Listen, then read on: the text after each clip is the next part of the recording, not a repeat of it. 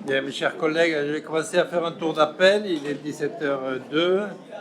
François Comène est là, Madame Autier est présente, Monsieur Vincent Sabatier présent, Madame Gisardin présente, Monsieur Ferrara est présent, Madame Azaïs est présente, Monsieur Mers est là, j'ai vu, oui. Joliette Coste a donné pouvoir à François Comène, Francis Hernandez.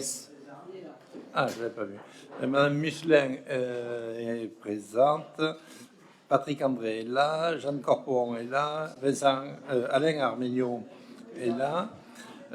Colette Jama a donné pouvoir à Blandine Autier. François Escarguel est présent. Eliane Sarda a donné pouvoir à Vincent Sabatier. Hervé Marquez est présent.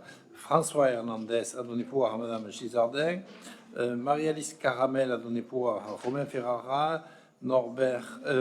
Gérard Naudin a donné pouvoir à Corinne Zaïs. Corinne Mosler est présente. Jean-Pierre Conessa a donné pouvoir à Hervé Mers. Myriam Reynaud a donné pouvoir à Claude Musselin. Jean-Guy Majorel a donné pouvoir à Francis Hernandez. Di Casto Mancuso a donné pouvoir à Patrick André. Laurence Magne à Jeanne Corporon. Aurida Boaoui a donné pouvoir à Alain Arménion. Monsieur Delapierre Cédric est présent. Vera Anaïs a donné pouvoir à François Escarguel. Sylvain Dominguez est présent. Cédric Lichardi a donné pouvoir à Hervé Marquez. Manon Tisser a donné pouvoir à Corinne Mosler. Madeleine Estrin a donné pouvoir à monsieur Ambral. Madame Lesage Anne a donné pouvoir à monsieur Carabas. Madame Calieva a donné pouvoir à monsieur Carabas. Monsieur Carabas est présent. Monsieur Hers est présent. Monsieur Andral devrait arriver.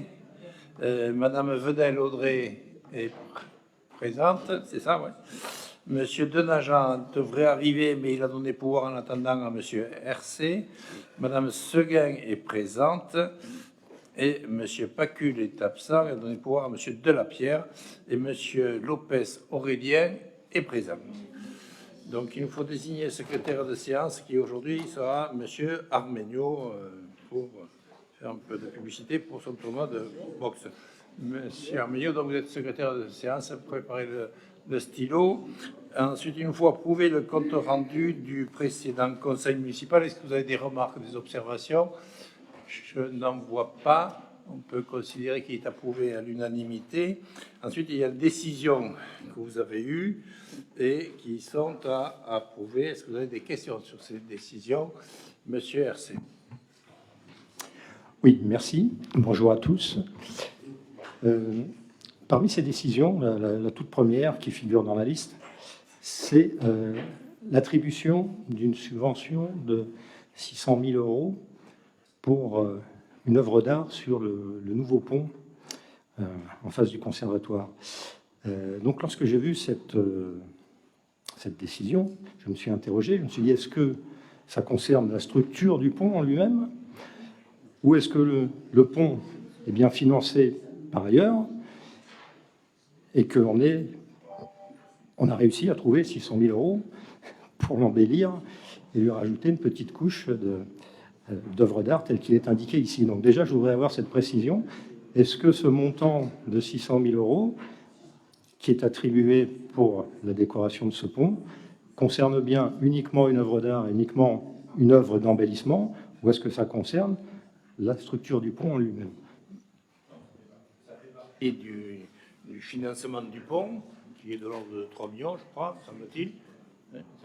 De l'ordre de 3 millions, et dans ces 3 millions, il y a 6 millions TTC, puisque c'est 500 000 et quelques, 508 000 € hors taxe pour l'œuvre artistique de décoration de ce pont. D'accord. Donc, pour poser la question différemment, est-ce que ça signifie qu'on aurait pu construire ce pont pour 600 000 € de moins, avec un budget de 600 000 € de moins, et attribuer ces 600 000 € à différents autres projets sur la ville? Parce que là, on attribue à un artiste, à une œuvre d'art, 600 000 €. Ça veut dire qu'on aurait pu attribuer, si on veut rester simplement dans le domaine de la culture, 600 fois 1 000 € à 600 artistes différents. Ça veut dire qu'on aurait pu utiliser cet argent au CCAS. Ouais, je veux dire, non, mais on peut tout imaginer. Parce qu'on a voté le budget quand même il y a très peu de temps. Et ici, lorsqu'on vote le budget, on est obligé de discuter pendant de longues heures sur des points qui concernent parfois 20 000 euros, 30 000 euros. Et on nous dit, on est obligé de faire des restrictions, on ne peut pas, cette année, le contexte est mauvais, le Covid, la guerre en Ukraine, etc. Et soudainement, voilà que sans passer par le conseil municipal, sans passer par les délibérations, surgissent 600 000 euros qui traînaient quelque part et qui vont servir à embellir un pont. Donc effectivement, je m'interroge sur le pourquoi de cela. Problème avec votre micro, parce qu'on n'entend pas grand-chose de ce que vous dites. À mon avis, vous parlez un peu trop près. Ouais, il va falloir vous entraîner un peu en campagne. Hein? Ok, est-ce qu'il y a d'autres questions? Monsieur Delapierre. Ah, Monsieur Delapierre. Oui, j'ai 2 questions, Monsieur le maire. Donc la première, Monsieur le maire, lors des conseils municipaux des 22 et 13 novembre dernier, je vous avais interrogé sur la réalisation d'un sondage, un observatoire municipal. Nous sommes aujourd'hui le 21 mars 2022, soit environ 4 mois après ma première demande sur la communication du résultat de la totalité de ce sondage. De plus, de mémoire, il devait y avoir une présentation d'un résumé dans le journal municipal. Toujours rien pour le moment. Un sondage, c'est l'avis de l'opinion à un instant T. Quel est l'intérêt d'une présentation plus de 4 mois après sa réalisation? Car l'avis des habitants peut évoluer. Donc je voulais savoir si vous avez eu communication des résultats et quand nous aurons la communication de l'ensemble du dossier. Personnellement, j'avais donné les instructions pour que le sondage, c'est pas un sondage, c'est une enquête d'opinion que nous faisons depuis 15 ans à peu près, chaque année. Donc, lorsque vous étiez dans la majorité, vous y participiez et vous étiez particulièrement impliqué dans la réalisation de cette enquête d'opinion, il n'y a rien à cacher, il est public. Alors, je ne sais pas s'il est communiqué ou pas encore, s'il a été publié ou pas encore. Ça fait comme 4 mois, Monsieur le maire, et je vous avais sollicité par courrier. Vous m'aviez dit que si on sollicitait par courrier, on aurait communication de l'étude. Eh bien, on va vous le transmettre. Alors, oralement, je vous le dis. Voilà. Et la deuxième question? Deuxième question, donc je remplace malheureusement Sébastien Pacul qui est souffrant ce soir. Monsieur le maire, la semaine dernière, un énième règlement de compte à l'île d'Otto s'est produit. Sur le week-end, 3 scooters ont été brûlés rue Roger de Lille.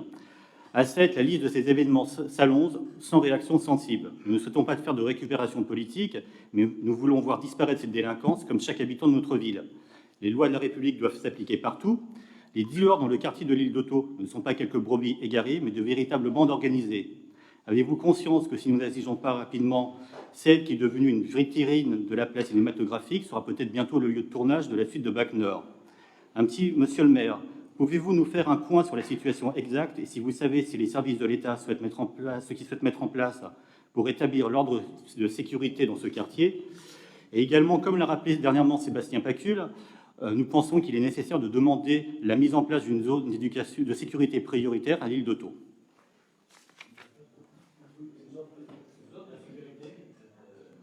Monsieur Delapierre, ça tombe bien, je ne vous ai pas attendu, je l'ai demandé, ça fait 3 mois au moins. Je l'ai demandé au ministre de l'Intérieur. Donc, je suis dans l'attente de cette...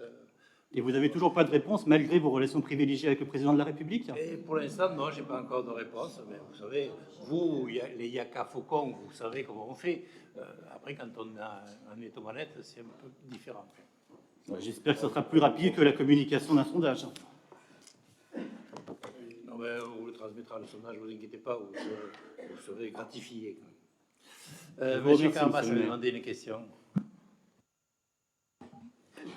Merci, Monsieur le maire. Bonjour à toutes et tous. Une observation et une question. En termes d'observation, c'est un peu récurrent. C'est le regret que le conseil municipal se déroule encore dans cette magnifique salle, magnifique certes, mais qui empêche quand même la présence du public, d'une part. Alors, vous allez me répondre qu'il y a possibilité de suivre les séances du conseil municipal sur Internet, mais c'est quand même pas la même chose pour ceux qui seraient intéressés de pouvoir y assister physiquement. Et le deuxième regret, c'est que ça empêche surtout un grand nombre d'élus de votre groupe d'être présents, puisque quand même c'est relativement assez récurrent qu'un certain nombre d'élus soient absents par conséquence du manque de place. Voilà pour mon observation. Ensuite, pour ma question, je reviens à un courrier que vous m'avez adressé en décembre 2021, où vous me confirmiez qu'effectivement, il y avait une prolongation d'une avance de 974 000 € qui avait été émise par la ville en faveur de la Sahélite pour compenser un manque de trésorerie, et que vous me confirmiez que cette avance serait remboursée fin décembre 2021. Donc ma question, elle est simple, c'est tel est le cas, et si c'est le cas, cela serait intéressant d'avoir le libellé administratif de l'opération. On me dit qu'effectivement ça a eu lieu, et si vous voulez le talon du chèque, on le transmet. Mais ça ne se fait plus par chèque maintenant. Mais ça se fait par... Non, je veux simplement le libellé administratif, je m'en contenterai grandement. Oui, d'accord, non, mais on vous le transmettra. Je note. Par contre, pour la configuration actuelle des conseils municipaux, c'est dans toutes les communes pareil. C'est la loi de vigilance sanitaire de novembre 2021 qui donne cette possibilité de tenir les conseils en mode restreint. Et ça, vous avez encore jusqu'au 31 juillet 2022. Je noterai que jeudi prochain, nous avons un conseil communautaire à Villeveyrac, et je pense que ça sera comme les derniers conseils communautaires, des conseils communautaires ouverts à l'ensemble des élus et également ouverts au public. Mais bon, apparemment à 7, c'est particulier. Enfin, au public, il n'y a que vous qui le voyez, moi je n'ai pas vu encore. Enfin, peut-être qu'il y a votre public. Mais... Monsieur Delapierre. Oui, juste pour compléter l'intervention de Monsieur Carabas, on me signale par SMS que la retransmission sur Internet, le son est de très mauvaise qualité. Ah, mais il n'y a pas que sur Internet. Ici, le son est très de mauvaise qualité. Moi, je vous entends en moitié. Il n'y a que M. Carabas qui est intelligible. Mais pour ce qui dit...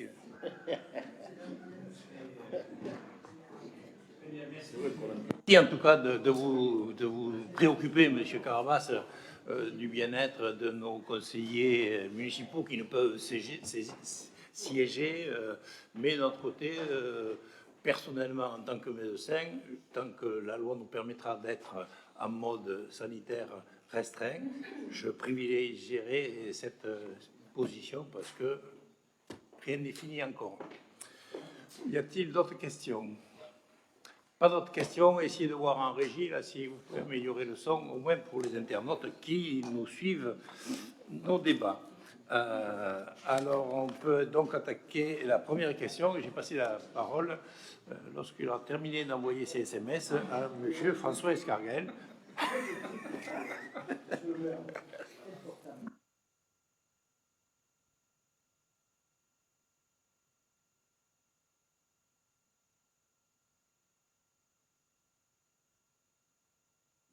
Voilà. Est-ce que l'on m'entend? C'est vrai, voilà, c'est mieux comme ça. J'ai mon coach. J'ai mon coach sonore. Donc, ceci étant, nous allons parler de la fixation des taux de la taxe foncière sur les propriétés bâties et non bâties. Alors, je serai extrêmement bref. Il est proposé pour 2022 de maintenir les taux de la taxe sur le foncier bâti et non bâti, donc au même pourcentage que l'année passée, c'est-à-dire de fixer les taux comme suit. Taxe foncière sur les propriétés bâties 59,23 et taxe foncière sur les propriétés non bâties 63,02%. Tout le monde a entendu? Merci, c'est clair, c'est net. Donc, ça, je ne pense pas que ça appelle de questions particulières. Donc, Monsieur Delapierre. Je vous remercie. Donc, comme cette année, les taux de fiscalité ne monteront pas, nous reconnaissons le travail effectué par M. Escaruel. D'ailleurs, M. Pacul vous adresse ses félicitations. Et nous voterons donc la délibération. Il est cependant regrettable qu'il n'ait pas les mêmes résultats à l'agglo. Peut-être, monsieur l'adjoint aux finances, vous devriez conseiller un peu plus le président de l'agglomération. On n'a pas les mêmes résultats à l'agglomération. Vous devriez peut-être conseiller le président de l'agglomération sur le sujet. Ah oui. Okay. Et non, mais s'il a la bouche pleine de fèves, j'y peux rien, moi. C'est l'époque. Elles sont magnifiques en ce moment. Si, moi, ce que j'ai entendu, Ce que j'ai entendu déjà, c'est M. Escargouel. On ne distingue pas, monsieur. Alors, je suis vraiment désolé, cher François. J'ai C'est toujours clair. écorché votre nom et je ne le fais pas exprès. Et là, c'est pas le micro. Hein. Mais je l'ai toujours écorché depuis le départ. C'est Escarguel. Escarguel. Escarguel. Escarguel. Voilà, on y arrive. Ça, c'était le premier point de réponse qui, vous l'aurez compris, n'est pas le principal. Mais surtout que je ne l'ai pas fait exprès, vous le savez bien. Je le sais. Bon, Non, sérieusement, jamais. le deuxième point. Enfin, Point, vous nous adressez un satisfait et je vous en remercie, mais ce n'est pas l'adjoint aux finances, c'est l'ensemble de l'équipe majoritaire de la municipalité, parce que vous pensez bien que ce n'est pas moi seul qui décide et qui, de façon totalement arbitraire, indique comment sont faits les budgets. C'est un travail de concertation de l'ensemble des équipes, et vous le savez d'autant mieux que vous avez fait partie pendant un bref temps, c'est vrai, mais de la majorité et des finances. Donc, Je n'avais pas du tout l'impression qu'il y avait de la concertation à cette époque. Hein. Si, il y a toujours eu la concertation. Et le troisième point, c'est donner des conseils au président, mais franchement, je ne permettrai pas. Le président de l'AGLO est parfaitement bien entouré, et je crois d'ailleurs que c'est M. Stoclin qui s'occupe des finances de l'AGLO, et qui fait un travail absolument remarquable. Donc chacun a sa place, moi la mienne étant ici, et pas ailleurs. Je vous remercie. Et il y a le vice-président aux finances qui, effectivement, a son rôle à jouer, mais il y a le bureau des vice-présidents de l'ensemble des 14 communes qui a son mot à dire aussi pour l'élaboration des budgets. Et je crois que là, cette année, l'augmentation est de l'ordre de 350 000 € au total sur le budget de l'AGLO, qui est de l'ordre de 100 millions et quelques, budget principal, et en investissement, 60 On fera 35 et 53 en tout. 53 millions de plus. Donc sur 153 millions, 350 000 €, ça ne fait même pas la décoration du pont, monsieur Hersig. Donc, alors, monsieur Escargouel, je ferai part de cette nouvelle dialectique à monsieur Pacouille. Question numéro 2. Non, il faut voter. On n'a pas voté. Ah oui, qui s'abstient? On n'a pas voté. Qui s'abstient? Qui vote contre? 1, 2, 3, 4. Alors, 2, 1, 2, 3, 4, 5, 6, 7. 7 votes contre. Si, il a levé la main. Si. Ah, mais 2. Ah non, il n'y en avait qu'une, ça fait 8. Ah, ça fait 8. Et non, mais j'en voyais qu'une, mais il y avait monsieur du Caillou de la Pierre qui Disiez, monsieur le maire, j'ai pas entendu au départ ce que vous avez dit, s'il vous plaît. Vous cassiez la main de monsieur Andral. Moi, je regarderai la retransmission, monsieur le maire. Oui, allez-y. Monsieur Arméniaud. Question numéro 2. Alors, la présente délibération a pour objet l'attribution d'une subvention exceptionnelle à la société. Si ça vous intéresse pas, vous me le dites, j'arrête.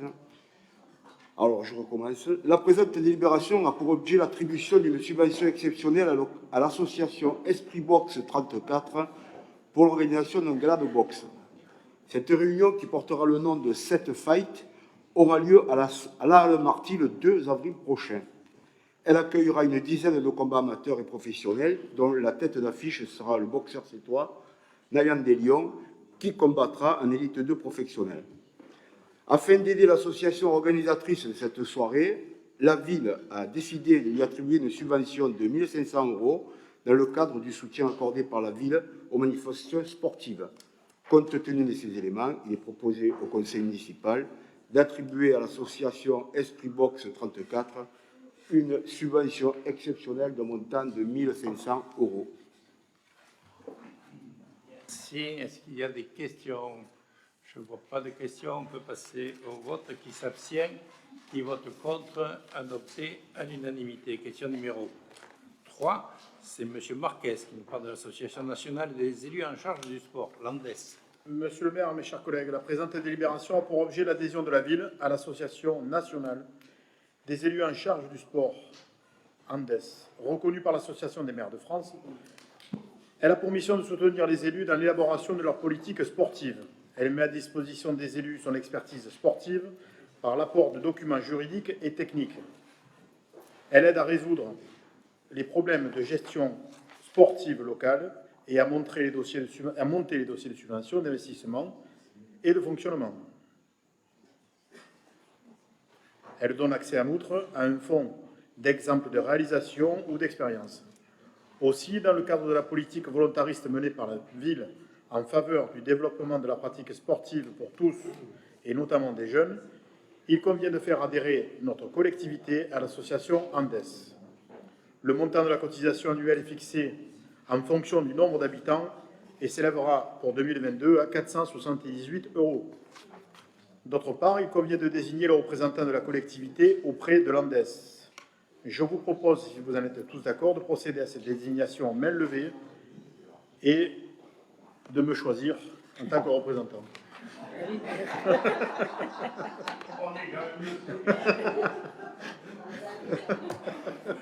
Est-ce qu'il y a des questions? Pas votre candidat non plus. Donc, est-ce que vous êtes d'accord pour voter à main levée? Qui s'abstient, qui vote contre? Donc, on peut voter à main levée. Maintenant, qui s'abstient pour ne pas adhérer à cette association ou qui vote contre? Je n'en vois pas. Donc, c'est adopté à l'unanimité. Monsieur Marquez, félicitations. Merci, monsieur. C'est unanimité. Question numéro 4. Mise à disposition d'éducateurs territoriaux des activités physiques et sportives. Monsieur Marquez. Monsieur le maire, mes chers collègues, la présente délibération a pour objet la mise à disposition des éducateurs territoriaux des activités physiques et sportives, ETAPS, de la ville à l'éducation nationale.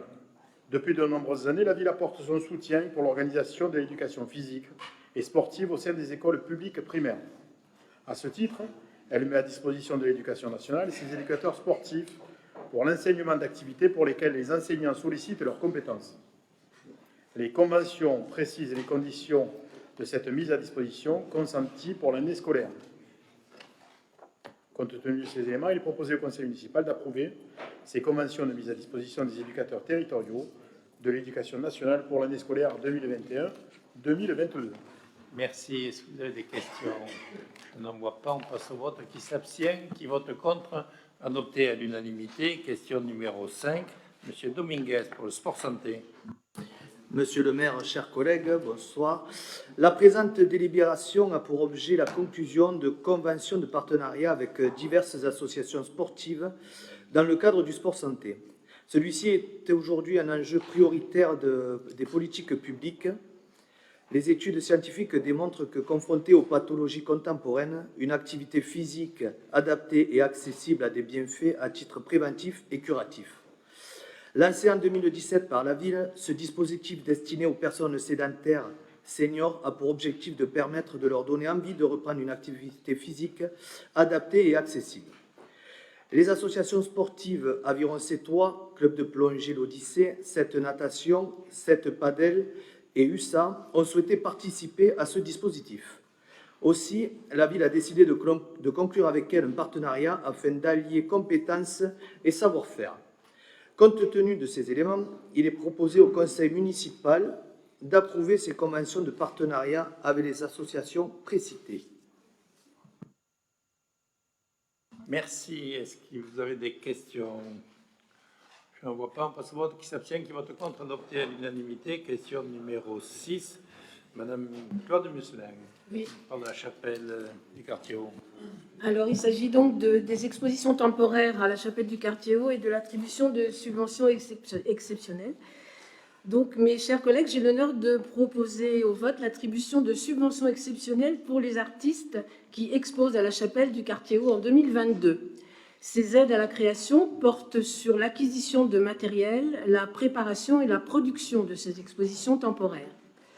Compte tenu de ces éléments, il vous est demandé d'approuver l'attribution de ces subventions exceptionnelles de 1 500 € pour l'exposition d'Olivier Costa-Teffen, 1 500 € pour l'exposition de Sindrefo Stanke et 1 000 € par artiste pour l'exposition collective de Margot Soulat et Violaine Barrois. Merci. Est-ce que vous avez des questions? Monsieur RC. Oui, non, ça n'est pas une question, c'est simplement pour signaler que, pour ma part, je m'abstiendrai, comme je l'ai fait les fois précédentes, parce que lorsqu'on attribue des subventions à un artiste en particulier, il nous est impossible de savoir qui n'a pas obtenu de subvention. Peut-être que 100 autres artistes ne les ont pas obtenus. On ne saura jamais pourquoi. On ne fait pas partie de cette commission de sélection des expositions. Et donc on ne sait pas sur quels critères c'est attribué. Par ailleurs, on l'a dit en introduction, on vient d'attribuer 600 000 € pour une œuvre d'art sur un pont. Donc on pourrait arroser largement le monde artistique avec cet argent, ce qui n'est pas le cas. Donc pour ma part, je m'abstiendrai sur cette subvention.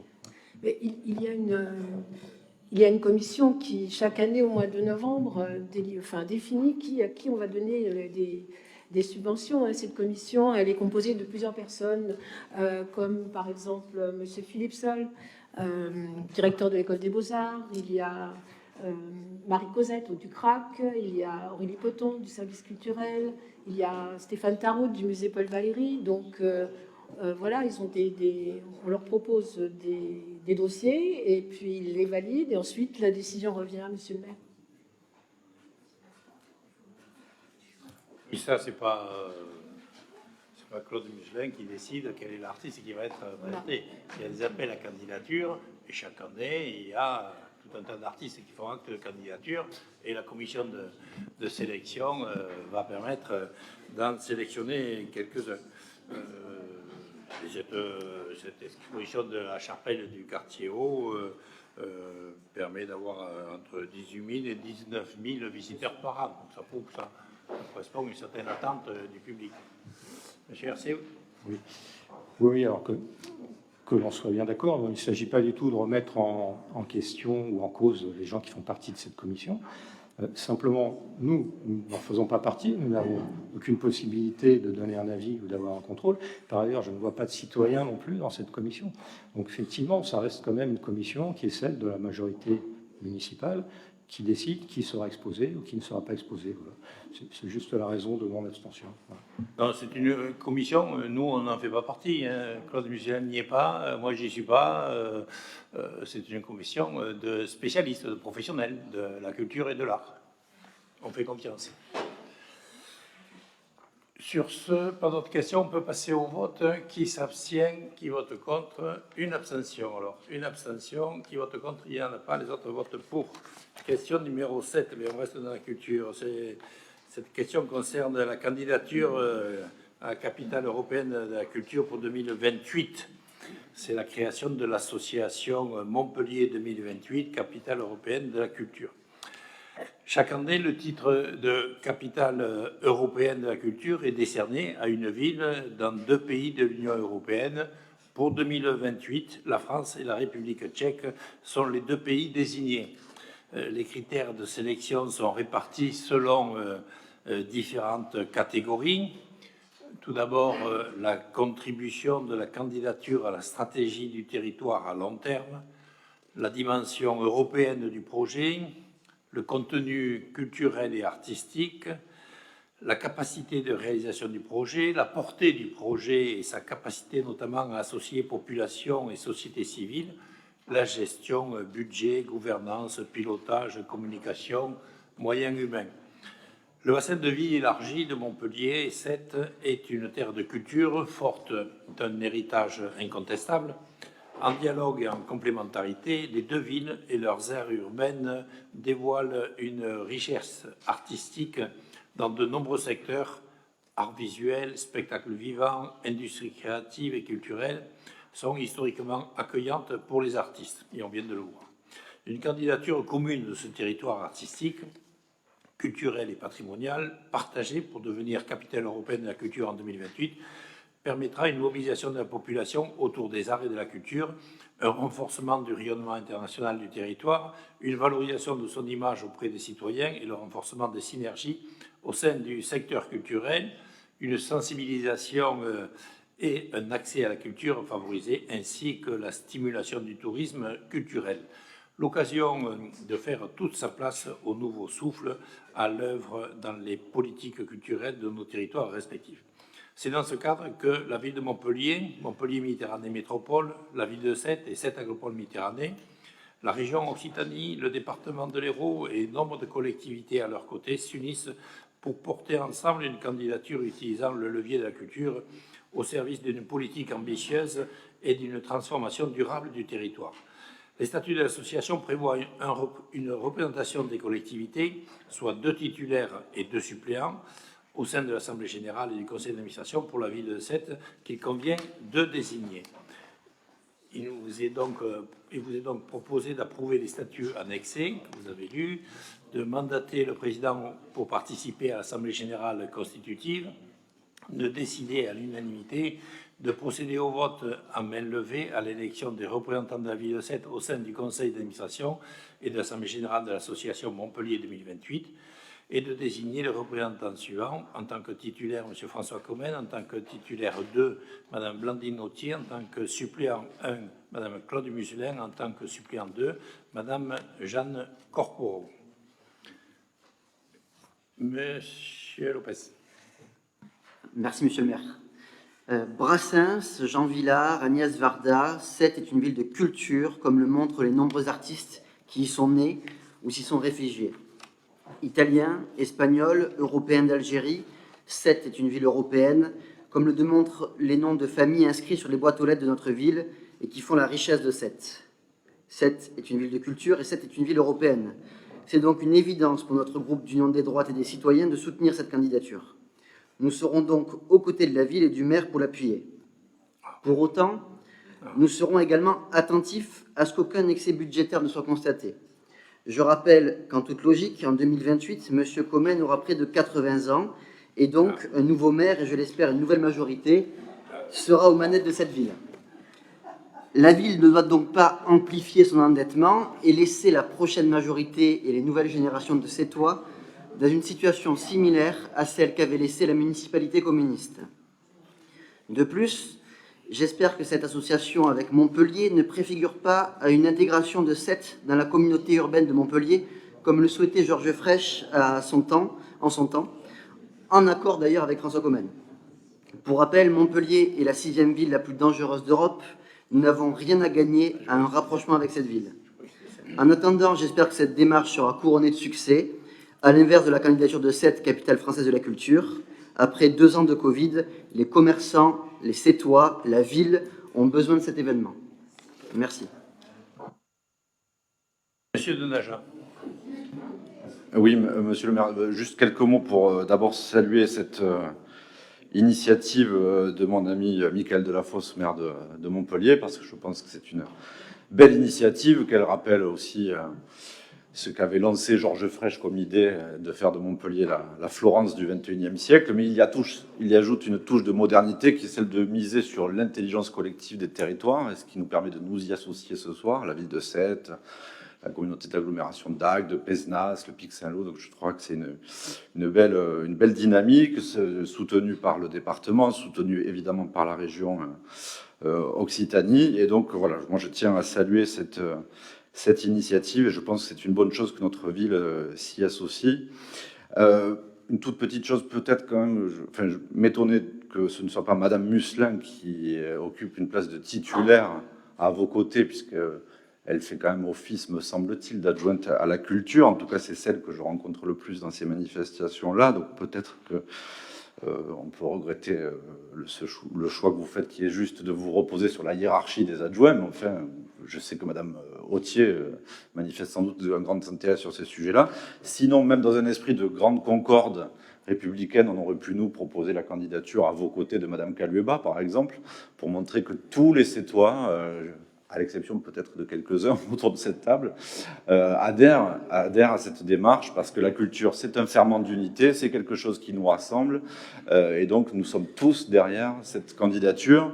En 2028, du coup, vous m'avez obligé à calculer, je serai à l'aube de mes 50 ans, j'espère que je pourrai fêter mes 49 ans en fêtant aussi la culture à Sète et sur notre territoire. Et puis une proposition aussi, c'est de dire que peut-être qu'une des faiblesses dans la candidature sétoise la dernière fois sur capitale française de la culture, c'est que nous devons travailler, je crois, sur la question de l'accessibilité à la culture. Un certain nombre de manifestations sont ouvertes aux Sétois, largement, certains festivals, mais d'autres sont peut-être plus réservé à ceux qui en ont davantage les moyens. Donc en tout cas, nous, pour le groupe que je représente, notamment là en m'exprimant, quelque chose qui nous paraît essentiel, c'est de travailler encore davantage que cela n'est fait sur la question de l'accessibilité des jeunes, de ceux qui ont des revenus faibles, des retraités aussi parfois, qui sont souvent des retraités pauvres dans notre ville, 25% de taux de pauvreté. Et ça, je sais que, pour avoir regardé quelles sont les villes qui sont souvent retenues, cette question est un critère, en tout cas, qui retient beaucoup l'attention, notamment, là, en tout cas, des instances européennes. Voilà donc quelques remarques, mais en tout cas, pour saluer cette démarche, et saluer donc la démarche de la ville de Sète qui s'associe à celle de Montpellier. Oui, M. Lopez. Pour répondre à M. Denaja, si vous nous aviez écouté, on est totalement en accord avec la candidature. On est dans cette stratégie de la ville, on est totalement OK. Donc je ne vois pas pourquoi vous me prenez à partie en me disant, peut-être à part une personne ici, qui est contre ce projet. Non, nous sommes tous ici pour ce projet. Très bien. Donc, sinon, pour vous, M. Carabas, alors.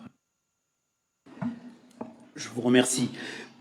Pour marteler et prolonger les propos de Sébastien Denaja, effectivement, on peut regretter que dans le choix de la représentation des élus, vous n'ayez pas choisi effectivement Véronique Kaloba parce que elle est tout à fait en mesure de représenter notre groupe minoritaire, mais on ne peut pas parler et dire dans la délibération, parler d'une culture qui réunit, qui est transversale, qui transgresse, qui va au-delà de tout, et finalement rester dans une décision qui est très clanique autour de 4 élus de votre majorité.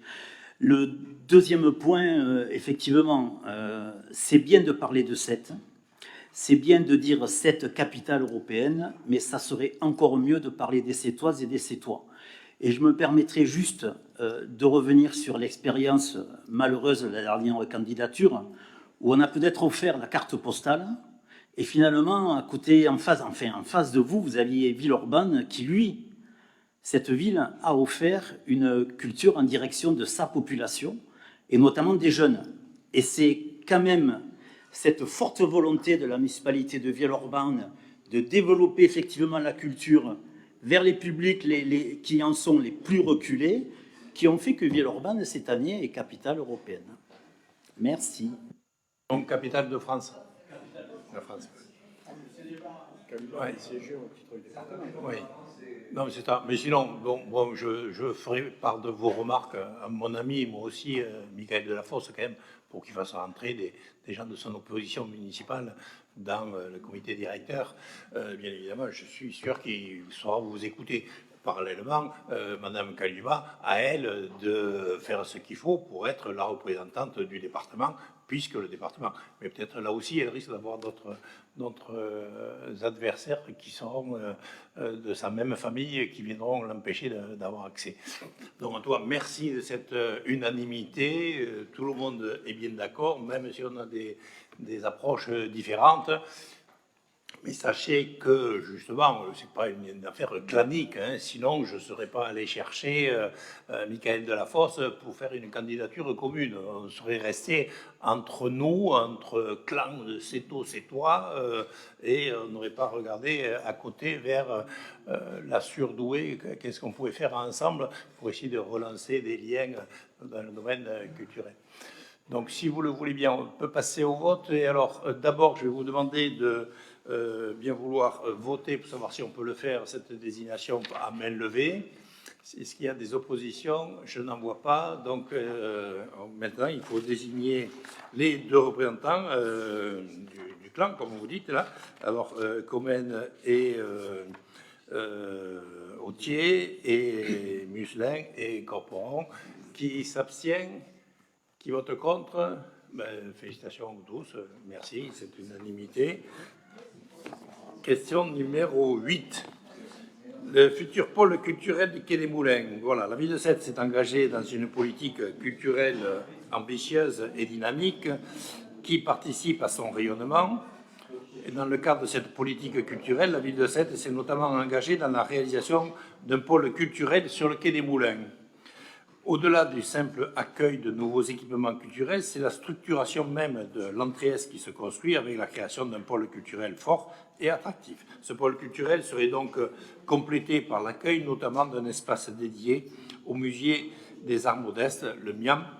Afin de réaliser un centre culturel, la ville de Sète souhaite se rapprocher du propriétaire de l'ensemble immobilier cadastré section AE 59 et 62 afin d'en faire l'acquisition à l'amiable ou le cas échéant pour avoir d'expropriation en ayant recours à une déclaration d'utilité publique.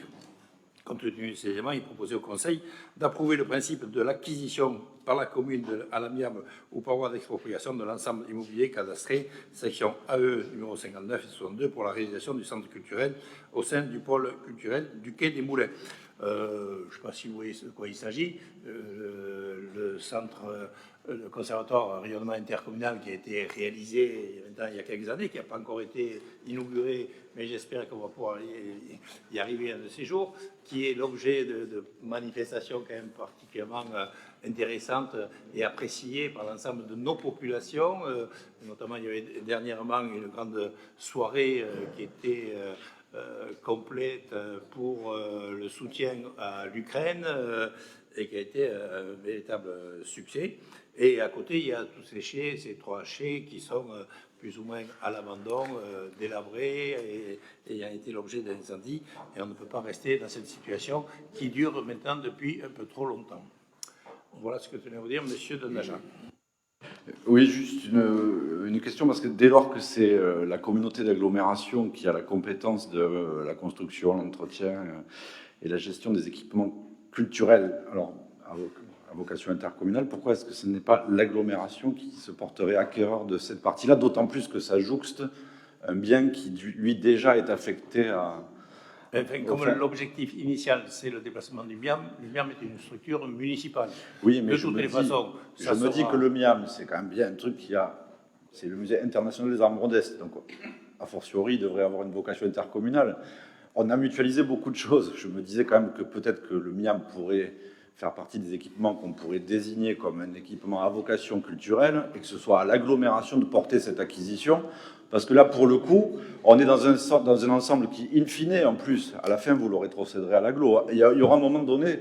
Voilà, donc je trouve qu'on aurait peut-être dû, dans l'ordre, désigner le MIAM comme équipement culturel à vocation intercommunale, puis que l'agglomération porte elle-même l'opération d'acquisition, parce que la logique, en tout cas, veut que cet ensemble-là, il ait une vocation intercommunale. Et de toute façon, je pense que même vous, à un moment donné, vous ferez en sorte que ce bien soit racheté par l'agglo. Donc peut-être que... Exactement, mais disons que moi, c'est un souci de pragmatisme, si vous voulez. Là, on est sur 7, le MIAM, c'est à 7, les relations avec le propriétaire sont sétoises exclusivement. La simplicité, c'est ça. Après, bien évidemment, c'est pas la ville de Sète qui va acheter, ça sera porté par l'établissement public foncier, qui est une structure même régionale.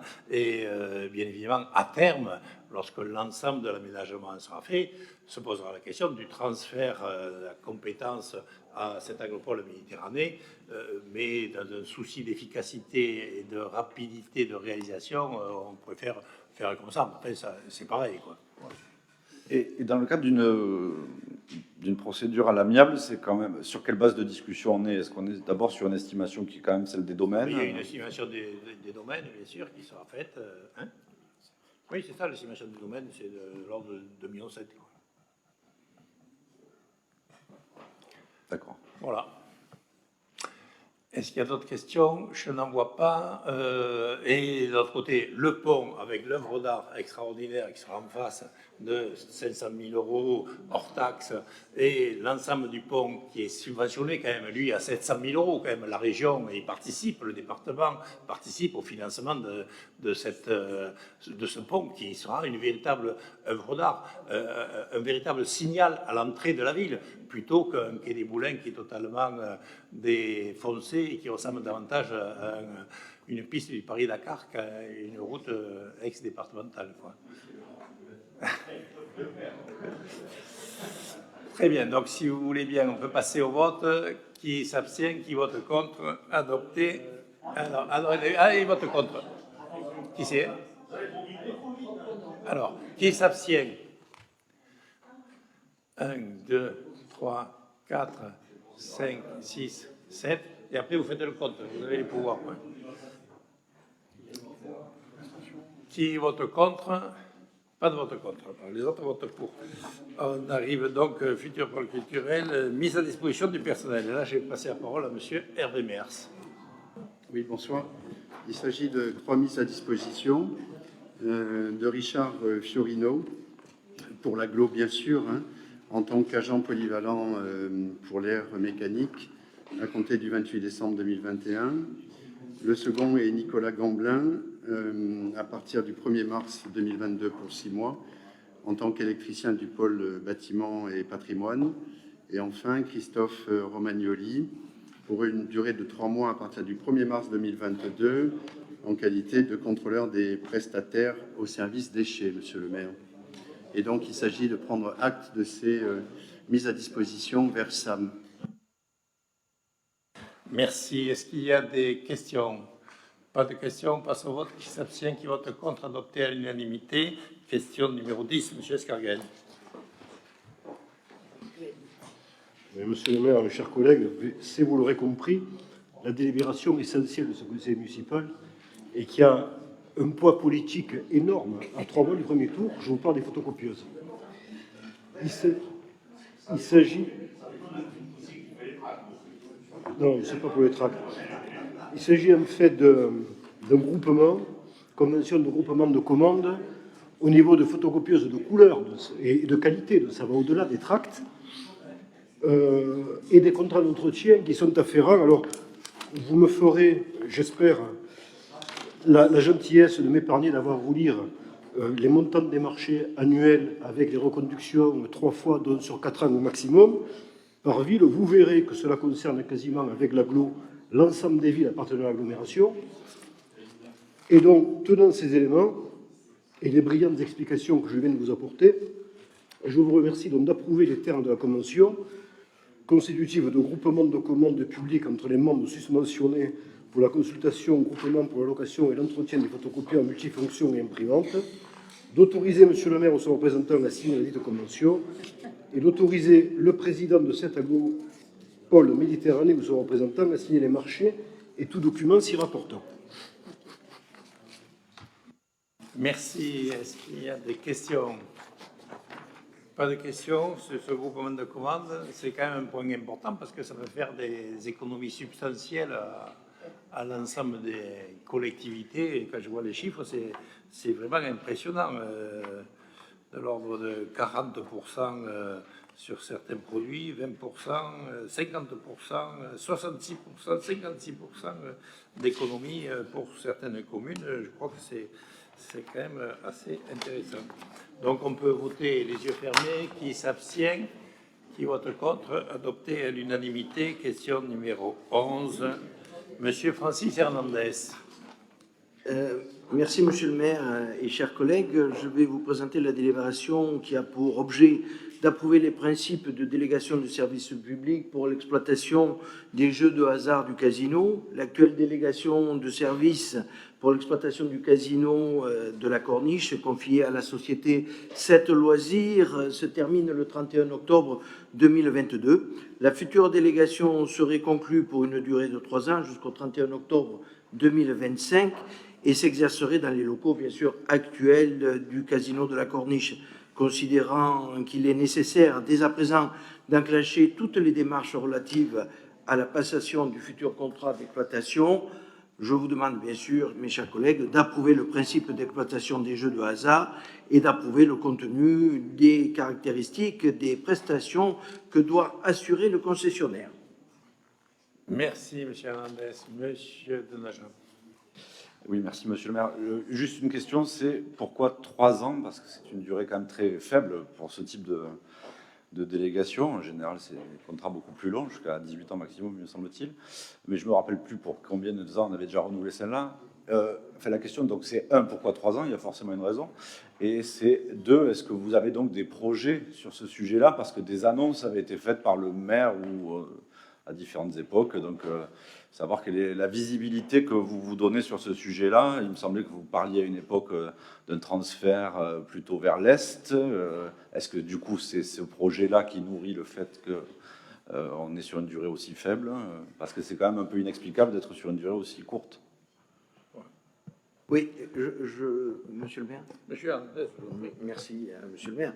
Effectivement, il y a plusieurs réponses à apporter. D'abord, la procédure aurait simplement renouvelé d'1 an. Mais aujourd'hui, eu égard à la situation et pour permettre au casino, effectivement, de pouvoir envisager l'avenir un peu plus serein, nous avons décidé de relancer cette situation pour les 3 années à venir.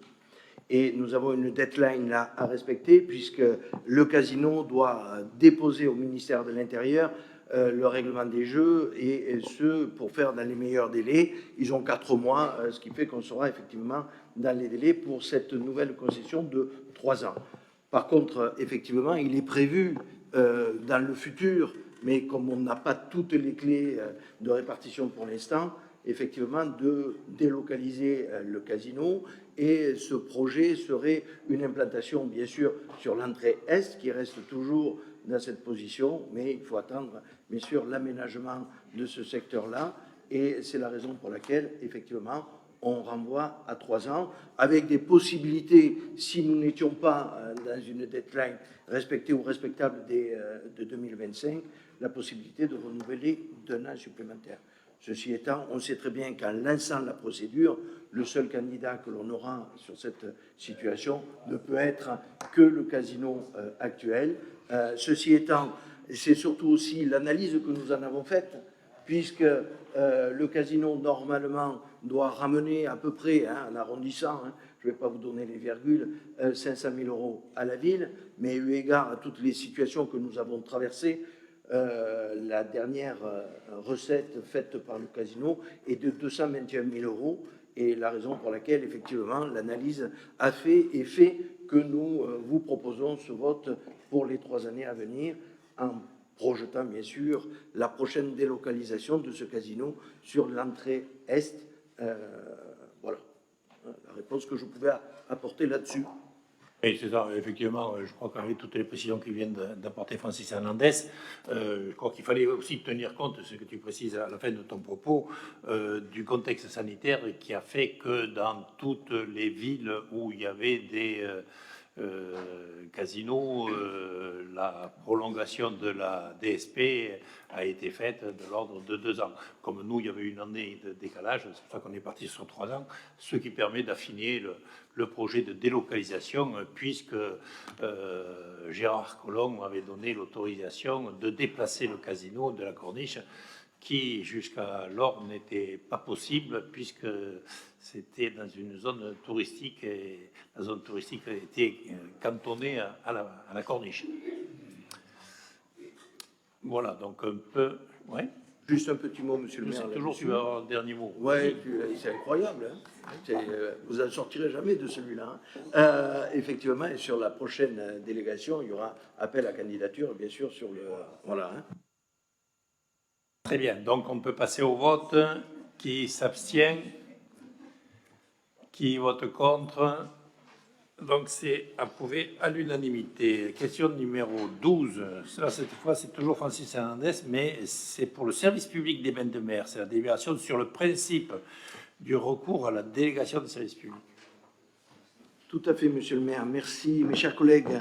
Le contrat de délégation de service public pour l'exploitation des lots de plage de 1 à 9 de la collectivité arrive bien sûr à expiration à l'issue de la saison 2022, sachant qu'il est nécessaire dès à présent d'enclencher toutes les démarches relatives à la passation du futur contrat d'exploitation. La présente délibération a pour objet d'approuver le principe de l'exploitation des bains de mer sous forme de délégation de service public, ainsi que le contenu des caractéristiques des prestations que doivent assurer les concessionnaires, telles qu'elles sont définies par le rapport sur le choix du mode de gestion joint en annexe. Compte tenu de ces éléments, je vous demande d'approuver le principe d'exploitation des lots suivants. Je ne vous fais pas la litanie des lots, à moins que vous souhaitiez que je rentre dans les détails, et d'approuver, bien sûr, le contenu des caractéristiques de ces prestations que doit assurer le concessionnaire. Merci. Est-ce qu'il y a des questions, des précisions à demander? Je n'en vois pas. Donc on peut passer au vote. Qui s'abstient? Qui vote contre, adopté à l'unanimité. Donc, Francis Hernandez, tu continues pour la question numéro 13. Alors, la question numéro 13, Monsieur le maire, mes chers collègues, le principe de recours à la délégation de services publics pour l'exploitation de l'eau de plage venant d'être adopté, la présente délibération a pour objet de proposer au vote le mode de calcul pour les redevances domaniales. Conformément aux réglementations des services de l'État, la redevance domaniale est calculée sur une part fixe et une part variable. La part fixe, nous l'avons positionnée à 30 € par mètre carré pour la location de matériel avec restauration et 15 € pour les jeux de plage avec buvette, sera révisée annuellement sur la base de l'évaluation de l'indice des loyers commerciaux. La part variable, elle, correspond à 1,75% du chiffre d'affaires hors taxe de l'année précédente. Ce mode de calcul est applicable pour l'ensemble des lots à venir. Merci. Est-ce que vous avez des questions? Pas de questions. Passe au vote alors. Qui s'abstient? Qui vote contre? Adopté à l'unanimité. Question numéro 14. Cette fois, c'est la création d'une commission de règlement pour les grands travaux, pour les préjudices économiques subis par les professionnels.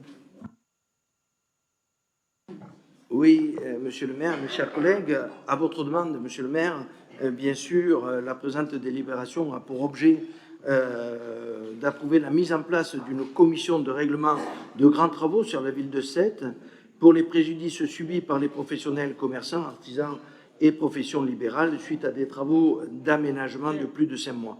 Pour prétendre à une indemnisation, la durée de la gêne subie par les professionnels devra être supérieure à 2 mois. Cette procédure d'indemnisation a pour particularité d'être à la fois souple et rapide, comparée à la voie contentieuse.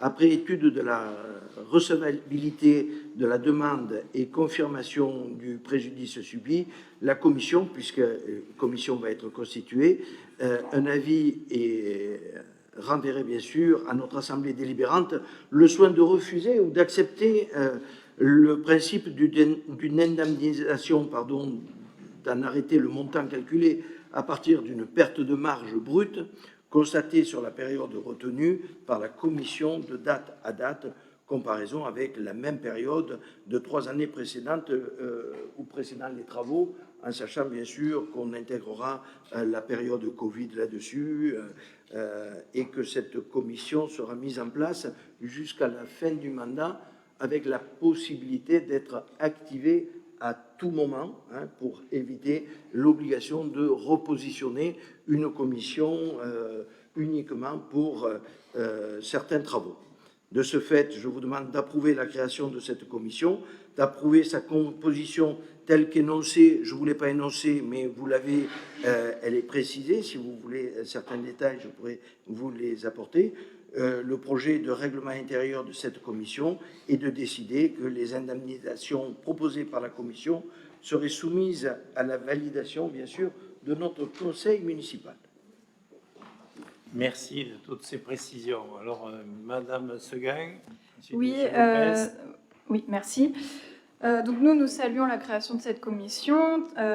Seulement, nous avons une proposition à faire puisqu'il s'agit d'une commission pluraliste qui est censée assurer l'examen des demandes d'indemnisation et donc d'émettre un avis préalable au conseil municipal. Donc par souci de transparence et comme cela existe pour d'autres commissions, comme on pense à la commission des services publics locaux, à la commission finances, nous sommes présents dans ces commissions. Il y a un représentant des élus des groupes minoritaires. Pourquoi, a priori, cela ne me semble pas prévu dans ce cas-là, puisqu'il est écrit 2 élus de la ville de Sète, on imagine que ce sont des élus des groupes majoritaires. Est-ce que nous pourrions être associés pour aller plus loin dans la transparence vis-à-vis de l'utilisation de l'argent public dans ces procédures d'indemnisation? C'est bien la raison pour laquelle les dossiers seront soumis au conseil municipal et que cette commission est constituée de personnes compétentes en la matière et effectivement la présidence étant donnée quand même au tribunal de commerce, je veux dire que là-dessus, mieux que ces personnes-là pour encadrer les dossiers, le cabinet des experts comptables, ce qu'a souhaité bien sûr Monsieur le maire, c'est que ce soit une commission impartiale et de mettre un maximum de personnalités proches du commerce pour analyser les dossiers. Mais ce qu'a surtout voulu Monsieur le maire, c'est que l'acceptation de ces indemnisations soit validée par vous et par nous lors d'un conseil municipal. Monsieur Lopez. Ah, pardon. Oui. Juste un complément, moi je doute absolument pas de l'expertise des personnes sollicitées, mais pour aller plus loin dans l'impartialité, il me semble que ça serait intéressant d'associer un élu du groupe minoritaire, comme cela se fait dans d'autres commissions. Et d'ailleurs, on voit que c'est intéressant parce que les discussions qu'on a en commission, on les a pas en conseil municipal. On a des discussions de qualité en CCSPL, par exemple, on répond à nos questions. Voilà, c'est intéressant, on émet un avis en amont des décisions. Et ça me semblerait intéressant de le reproduire pour cette commission également, sachant qu'on utilise de l'argent public et que sur les questions de transparence, nous sommes régulièrement amenés à vous interpeller parce qu'effectivement, il y a parfois des problèmes de transparence quand on est informé seulement au moment des conseils municipaux. Ça ne facilite pas la discussion et le dialogue. Lopez. Merci. Donc le 22 novembre dernier, à la suite de mon intervention sur les nécessaires indemnisations des commerçants de la place Aristide-Briand, M. Hernandez m'avait répondu avec une certaine véhémence en me disant qu'il n'avait en aucun cas besoin de mes conseils. 4 mois après, je suis donc très heureux que vous ayez pris en considération les demandes des commerçants que j'avais fait remonter à l'occasion de ce conseil. Vous m'aviez répondu à l'époque que seules les pertes d'exploitation des terrasses seraient indemnisées. Alors, si vous voulez mettre en doute ma parole, allez à la 44e minute du conseil municipal du 22 novembre et vous verrez que c'est ce que vous avez bien dit. Et je vois aujourd'hui que donc l'indemnisation qui est envisagée est à partir des pertes sur la marge brute des commerces et plus seulement sur les terrasses. C'est donc une très bonne nouvelle pour les commerçants de la place et je vous en remercie. C'est maintenant à la commission de règlement grands travaux qu'il advient de calculer et de juger de la répartition des indemnisations. Et cependant, comme le rappelle Mme Seguin, il n'y a aucune mention de la présence de membres de l'opposition. Et il semble, pour des raisons évidentes de démocratie, qu'il soit important qu'il y en ait. Je vais aller plus loin. À l'époque, il y avait une commission d'indemnisation de la rue Montmorency et le conseil municipal avait organisé un vote pour élire les membres de cette commission. Et il y a 2 élus de l'opposition donc à l'époque, qui étaient Monsieur Ressanguier et Madame Léger, qui avaient postulé. Donc je vois que cette majorité ne prend même plus la peine d'exiger une procédure de candidature, confirmant que cette institution n'est plus un espace de débat, mais seulement une chambre d'enregistrement des desiderata du maire.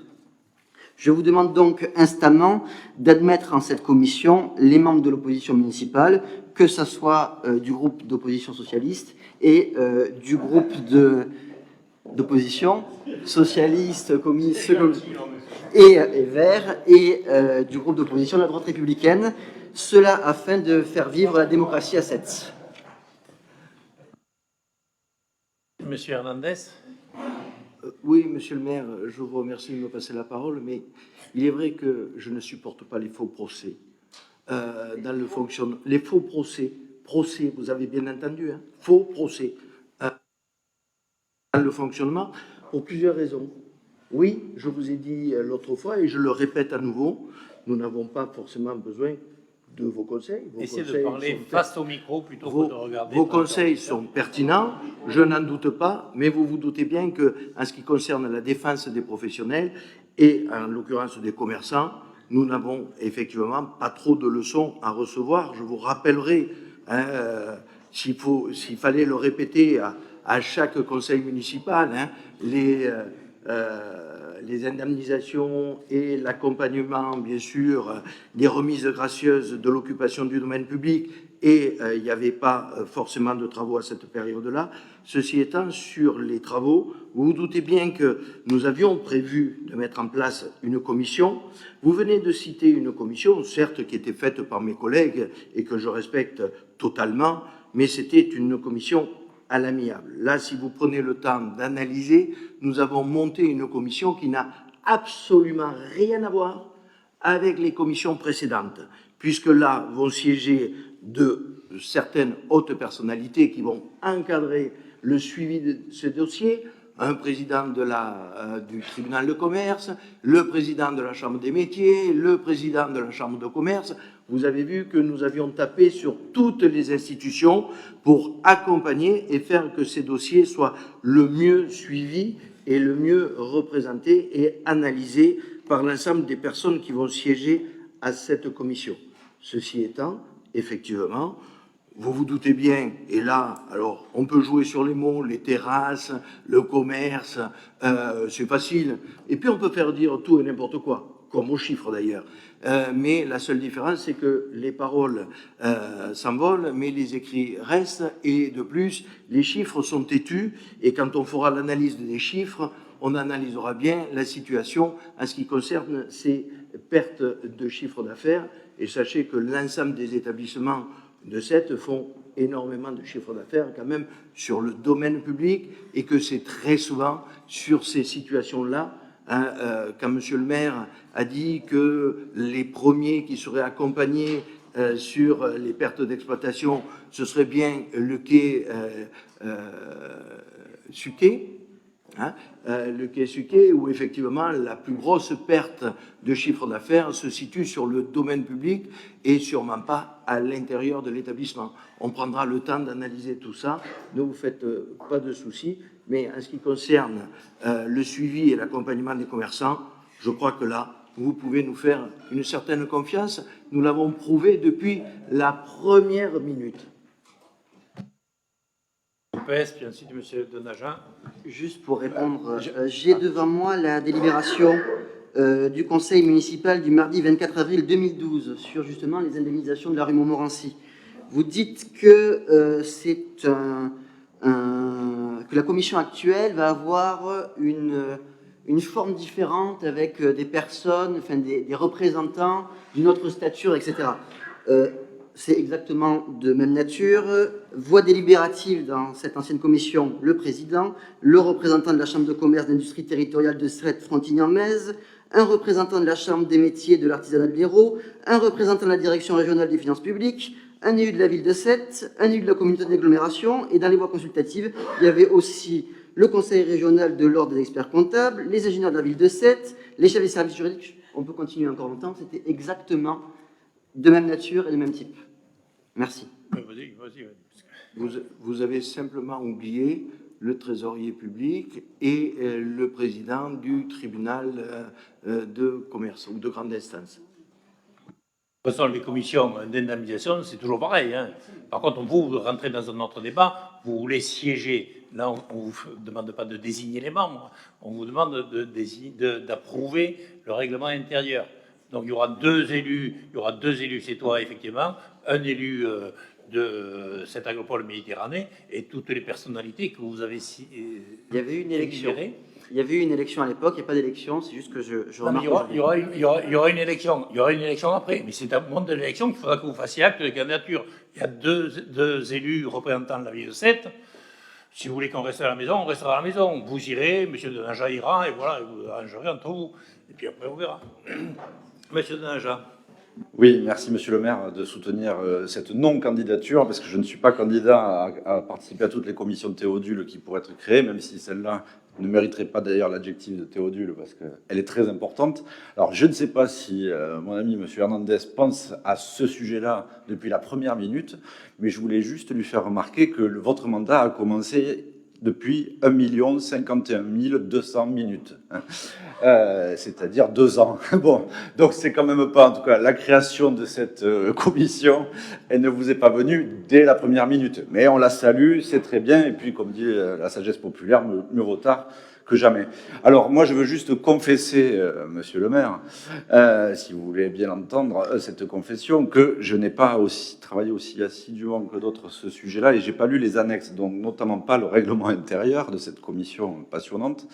Et je voulais savoir si on avait travaillé quand même sur la notion de périmètre, parce qu'on dit les commerçants inclus dans le périmètre des grands travaux.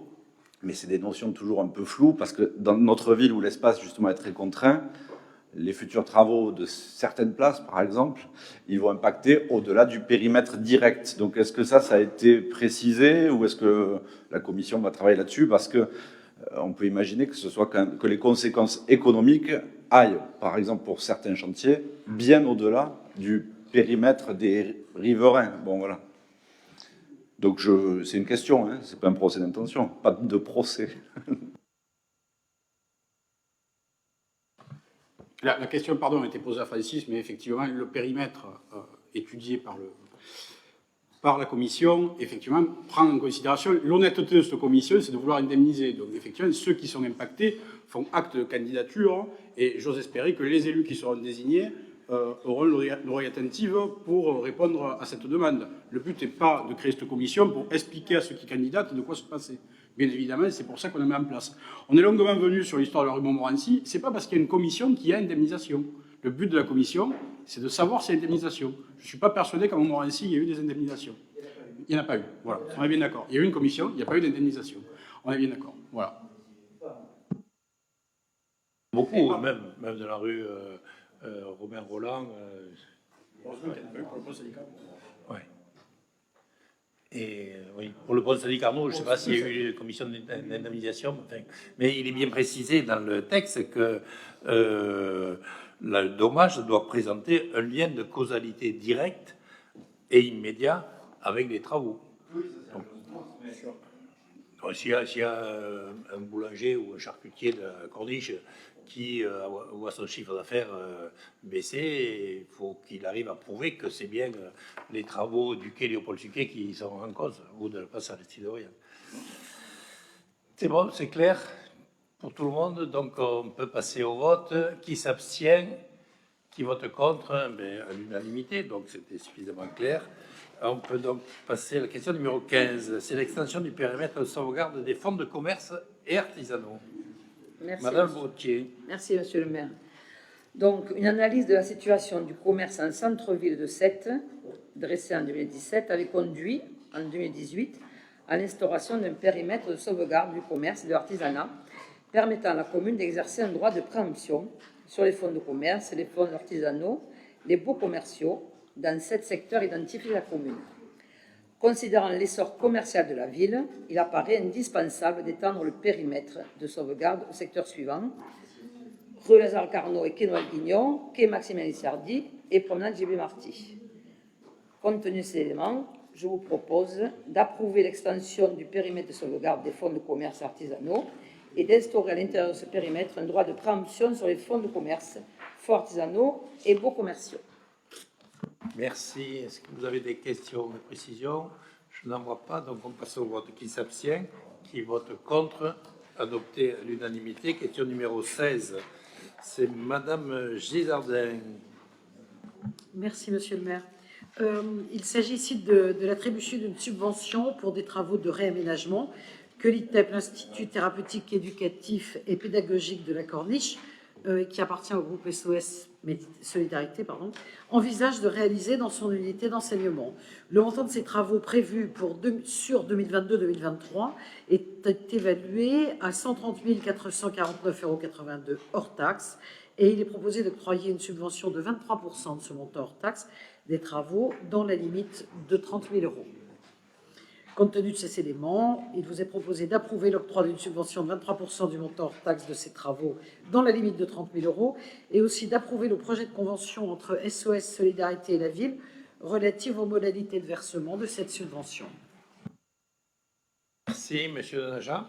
Oui, c'est juste pour préciser que ma collègue Laura Seguin ne prend pas part au vote sur cette délibération compte tenu de sa situation personnelle, et d'ailleurs par anticipation, je précise que moi-même, je ne prendrai pas part au vote de la délibération numéro 25, étant administrateur de l'établissement public régional Port Sud de France. Voilà, ça m'oblige à ne pas prendre part à cette délibération. Sinon, pas de questions sur cette délibération, donc on peut passer au vote. Qui s'abstient, qui vote contre? Et il a bien été noté que Madame Seguin n'avait pas participé puisqu'elle est sortie. Donc on passe à la question numéro 17. Toujours Madame Gisardin. Merci, monsieur le maire. La ville de Sète a fait l'acquisition d'un terrain militaire situé chemin de Saint-Clair, qu'elle aménage en jardin naturel éducatif et de loisirs, appelé le jardin du sémaphore.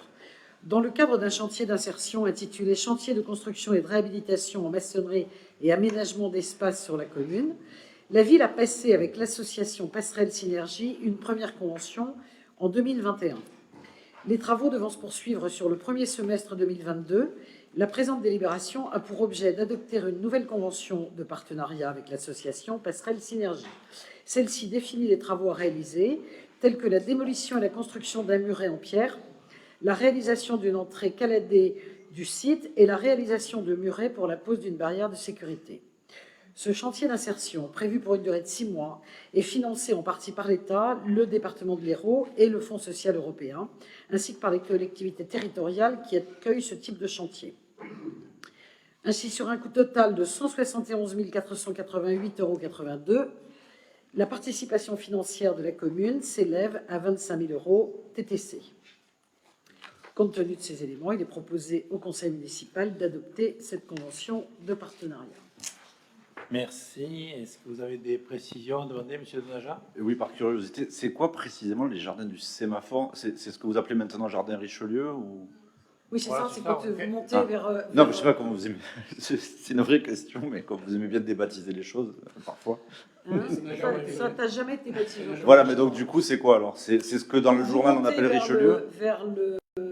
Aidez-moi. C'est là où il y a l'oreille et tout ça là? Oui, oui, c'est ça. Ah, donc c'est Richelieu en fait. On l'appelle comment alors? Sémaphore. Hein? Pour l'instant, c'est pas Sémaphore. baptisé. C'est pas baptisé. Ah bon, Quand ce ça sera sera terminé, sémaphore. on fera une... Vous mettrez une plaque, on s'accordera sur le nom. C'est l'aménagement paysager du sémaphore. Donc les gens, peut-être les étoiles l'appellent déjà le jardin de l'oreille. Hein, ou... C'est pas une oreille d'ailleurs? Nous ne relevons pas, monsieur. Il y a une œuvre d'art qui est une oreille qui écoute la mer, c'est pas ça? C'est ça. Exactement, oui. Ah bon, c'est bien une oreille. Oui, oui, oui. D'autres y avaient vu une autre partie Mais du ça, c'est corps. en haut. Ça, c'est en haut, mais il y a le jardin et il occupe tout le bas. Il part d'en bas du d'accord. portail d'en bas pour aller jusqu'au bâtiment à côté de l'école Honnêtement, Saint-Jean. il est magnifique et très fréquenté, hein, déjà maintenant. Voilà. Mais il faudrait d'ailleurs s'occuper, c'est pour ça que je posais la question, parce qu'il faudrait aussi s'occuper un peu souvent, celui qui est entre le musée et sous la résidence Clair-Azur. Là. Il y a une partie qui est quand même aménagée par la ville. Alors je sais pas celui-là comment on l'appelle. Ça, c'est le jardin méditerranéen. Ouais, celui-là il est quand même, voilà, cactés. il est un peu dégradé parfois, donc si on peut y penser aussi. C'est une chose de cacté, donc en principe c'est plutôt sauvage quand même. Donc on peut passer au vote. Si à moins qu'il y ait d'autres questions, qui s'abstient, qui vote contre, adopté à l'unanimité. On arrive donc à la question numéro 19, c'est l'attribution d'aide individuelle aux propriétaires d'immeubles pour le ravalement de 18, le ravalement de façade. C'est moi, hein, c'est ça. Cette délibération a pour objet d'attribuer les subventions relatives à des ravalements de façades réalisés dans les rues concernées par une obligation de ravalement et pour lesquelles un dispositif d'aide a été mis en place. 10 façades sont concernées et ont pu obtenir une aide allant jusqu'à 40% du montant des travaux pour un total de 62 714,63 €. Compte tenu de ces éléments, il est proposé au conseil municipal d'approuver l'attribution des aides financières aux 10 propriétés bénéficiaires désignés que vous avez pu voir sur la liste du corps de la délibération. Est-ce que vous avez des questions? Je n'en vois pas. On peut passer au vote. Qui s'abstient, qui vote contre, adopté à l'unanimité. On arrive à une dénomination, c'est la place Stalingrad, en place Victor Hugo. La ville de Sète a engagé un projet global de requalification du périmètre de l'avenue Victor Hugo après la réalisation du parking souterrain, libérant l'espace public de l'emprise de plus de 200 véhicules, jadis garés sur le plan Stalingrad. Ont débuté les travaux de réaménagement de celle-ci en un espace de plus de 9000 m², avec aires de repos, jeux d'eau, terrain de pétanque.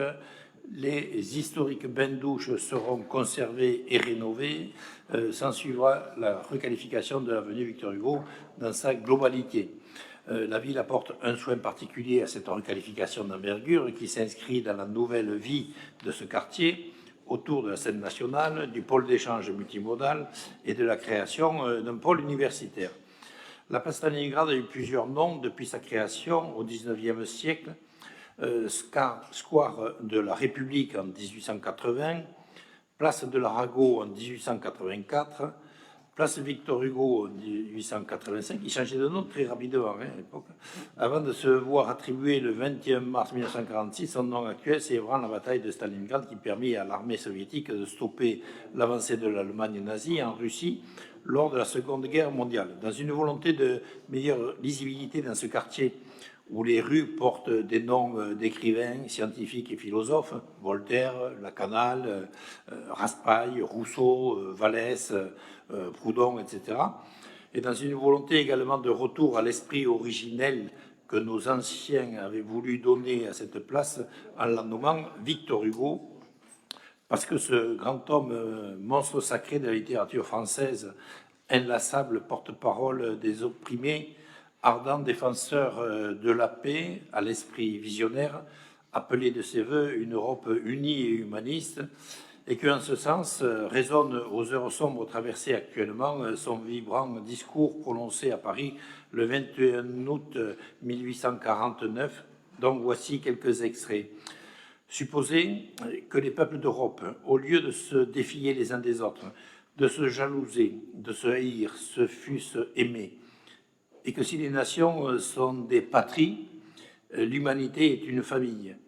Un jour viendra où vous toutes, nations du continent, sans perdre vos qualités distinctes et votre glorieuse individualité, vous vous fondrez étroitement dans une unité supérieure et vous constituerez la fraternité. Plus de 20 millions de morts, et notamment l'Ukraine, plus de 6 millions, et la Biélorussie, 3 millions. Donc pour ces gens-là, le fait d'avoir une ville ici en France qui porte un nom comme Stalingrad, ça avait une valeur très particulière. Le fait de la débaptiser pendant cette guerre, c'est une forme d'atteinte à leur mémoire, quelque part. Bon. Maintenant, passons sur cet aspect.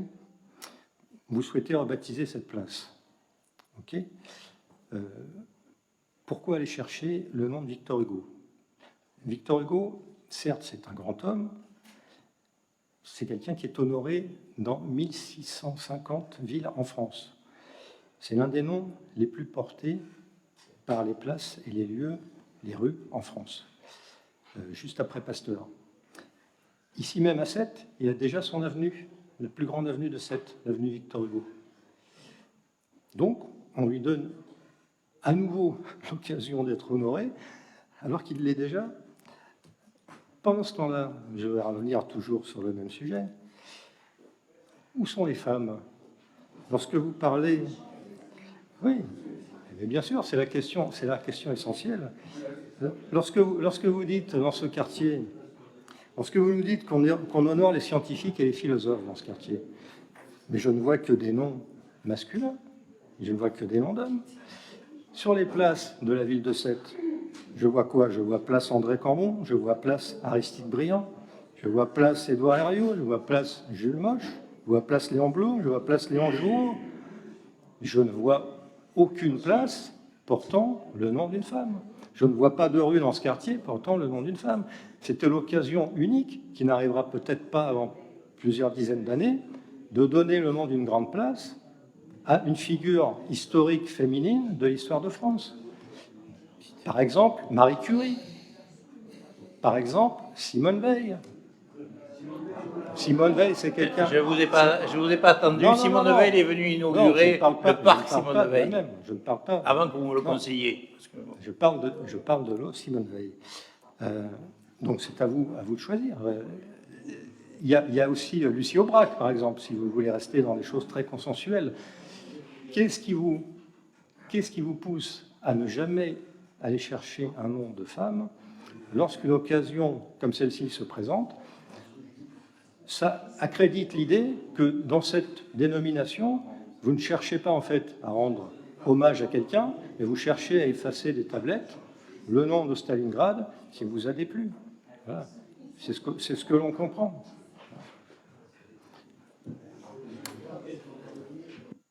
Oui, il y a a que des remarques, mais pas de questions. Monsieur Delapierre avait levé la main d'abord, après monsieur Alors, Denaja. je laisse la primeur à monsieur Delapierre. Je vous remercie, monsieur Denaja. Moi, je ne vais pas avoir le débat sur le changement de nom ou pas de Stalingrad. Personnellement, j'aime bien l'homme de lettres de Victor Hugo, sauf que je pense que ce n'est pas judicieux de choisir ce nom-là, vu qu'on a déjà une avenue qui porte son nom dans la commune. On sait très bien qu'on peut avoir des problèmes de GPS, de gens qui vont venir sur la commune, qui peuvent avoir des problèmes avec la poste, parce qu'ils ne vont pas préciser place ou avenue, et le courrier peut se perdre. Non, mais il y a des gens qui peuvent se tromper, monsieur Sabatier. Merci de ne pas me couper la parole. Ça, c'est le respect républicain, monsieur Sabatier. Monsieur Sabatier, s'il vous plaît. Donc voilà, moi je pense que le nom n'est pas judicieux, mais c'est un avis personnel et notre groupe s'abstiendra sur cette délibération. Accessoirement, dans beaucoup de villes de France, il y a une avenue Victor Hugo et la place Victor Hugo qui est sur l'avenue elle-même. Vous permettez que je vous réponde, monsieur le maire? Si vous demandez la parole voilà. républicainement, Bien je vous sûr. l'accorde, monsieur. Mais je vous remercie, monsieur Comen, il n'y a pas de souci. C'est pas parce que certaines communes le font qu'on doit faire la même chose. C'est tout. Oui, alors, d'abord dire que je suis peut-être le plus grand adepte de Victor Hugo dans cette salle, au point d'avoir fait en sorte que mon fils aîné porte son nom. Donc, effectivement, tout ce qui peut se rapporter à cette hauteur me touche. Mais effectivement, bon, notre ville rend déjà hommage à Victor Hugo par la venue, par le nom du collège aussi, qui a été déménagé. Quand le conseil municipal, en 1885, donne son nom à la place, c'est parce que c'est l'année de sa mort. Bon. Et que, on le sait, il y a eu, on dit, 2 millions de gens dans Paris qui avaient suivi les obsèques de Victor Hugo. Moi, ce qui me gêne, c'est qu'on débaptise un lieu, et on l'avait baptisé comme tel en 1946, c'est la délibération qui nous le rappelle, donc c'est quand même un moment où, effectivement, les Français, donc le conseil municipal d'une ville française décide de rendre hommage à un moment qui est un tournant de la Seconde Guerre mondiale. Et moi, petit-fils de résistant, j'ai toujours du mal quand on efface des traces, quelles qu'elles soient, de ce souvenir-là, parce qu'on ne peut pas bâtir l'Europe sans le souvenir de ce qui la fonde, et c'est d'abord l'horreur de la Deuxième Guerre mondiale. Donc, vous allez voter cette délibération, vous êtes majoritaire, c'est bien votre droit. Moi, ce que je fais comme proposition, c'est qu'on n'efface pas de la mémoire de la ville de Sète l'hommage que la ville de Sète avait décidé en 1946 de rendre aux morts de Stalingrad, parce que c'est le grand tournant de la Seconde Guerre mondiale avec Pearl Harbor. Il y a effectivement eu 20 millions de morts russes pendant la Seconde Guerre mondiale, et c'est ce qui fait d'ailleurs encore qu'aujourd'hui, on peut tout à la fois distinguer les dirigeants de la Russie d'aujourd'hui et le peuple russe auquel nous devons beaucoup, nous Français. Donc la suggestion que je fais, c'est que nous choisissions, que vous choisissiez, c'est vous qui êtes en responsabilité, un autre lieu, ça peut être une rue, un jardin, pourquoi pas, que sais-je, un lieu qui portera le nom de Stalingrad. Voilà. Et je pense que vous honoreriez de faire ce choix-là, parce que je pense qu'on ne peut pas, nous, ce soir, décider à la fois d'honorer Victor Hugo et son projet d'États-Unis d'Europe, tout en effaçant des traces de notre ville l'hommage que nos anciens avaient décidé de rendre aux morts de Stalingrad. Parce que Stalingrad, c'est l'hommage à des morts pour la Seconde Guerre mondiale, pour la libération de l'Europe. Donc je pense que ça a encore du sens aujourd'hui. Donc voilà, c'est la proposition que je fais. Et j'avais une question aussi, parce que cette délibération m'a rappelé ce sujet-là. Vous aviez très judicieusement souhaité rendre hommage à feu Antoine de Rinaldo en donnant son nom à une placette, enfin je ne sais pas comment il faut l'appeler, aux abords du pont Sadi Carnot. Et en passant devant, je me suis aperçu que la plaque, elle est toujours vierge. Donc je voulais savoir si vous avez prévu un moment de célébration républicaine de cet homme auquel je rends hommage à mon tour ce soir. La plaque est toujours vierge parce qu'on ne l'a pas inaugurée exactement, justement pour des raisons sanitaires évidentes que tout le monde peut comprendre. Mais ne vous inquiétez pas, c'est quelque chose qui va être fait très prochainement.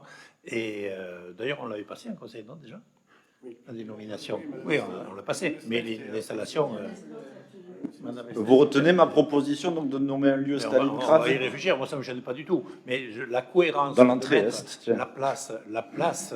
Il y aura des nouvelles rues. La place Il y en aura plein, Aristide, même. la place Victor Hugo sur l'avenue Victor Hugo, ça me paraît beaucoup plus cohérent.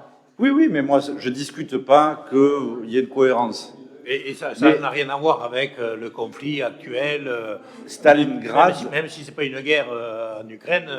Je trouve que si dans la future entrée est, je ne sais où, là où on créera des rues, on redonnait ce nom, ce serait une bonne chose. Vous savez, d'ailleurs, ça me rappelle un souvenir, c'est que m'a raconté un de vos prédécesseurs, Yves Marchand, quand il avait débaptisé la salle Léon Blum pour l'appeler salle Georges Brassens, il savait qu'il faisait de mauvaise manière à la gauche. Bon. Et donc, c'est la raison pour laquelle, par esprit de concorde, il a tout à la fois baptisé la salle Georges Brassens, en la débaptisant du nom de Léon Blum, et qu'il a donné le nom à la place de la mairie, en l'appelant...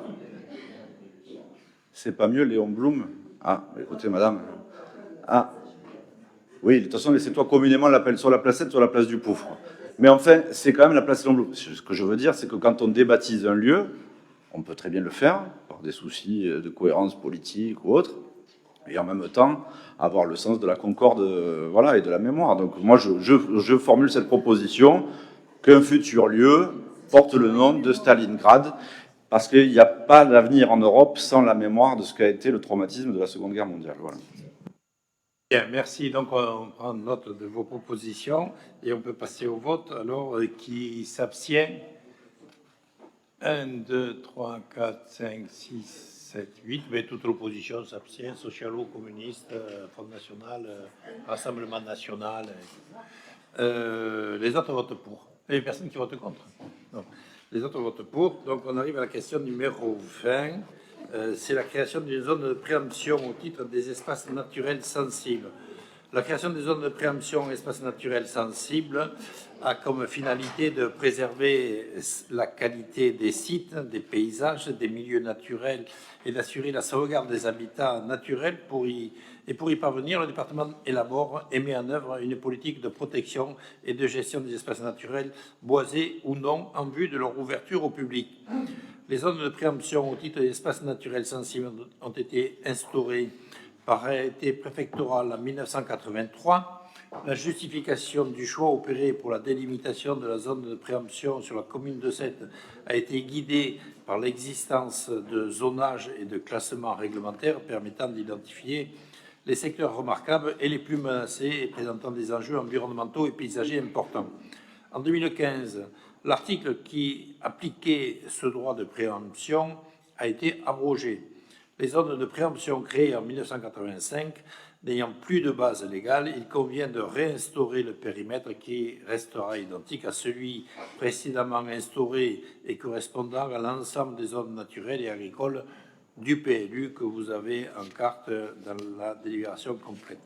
Compte tenu de ces éléments, il est proposé donc d'approuver la création sur le territoire de la commune de Sète d'une zone de préemption au titre de la protection des espaces naturels sensibles, telle qu'annexée à la présente délibération. Vous avez la carte avec le dessin qui est suffisamment clair. Est-ce que vous avez des questions?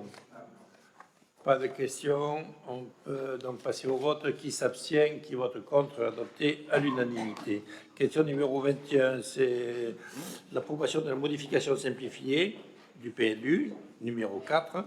Cette délibération a pour objet d'approuver la modification simplifiée numéro 4 du PLU.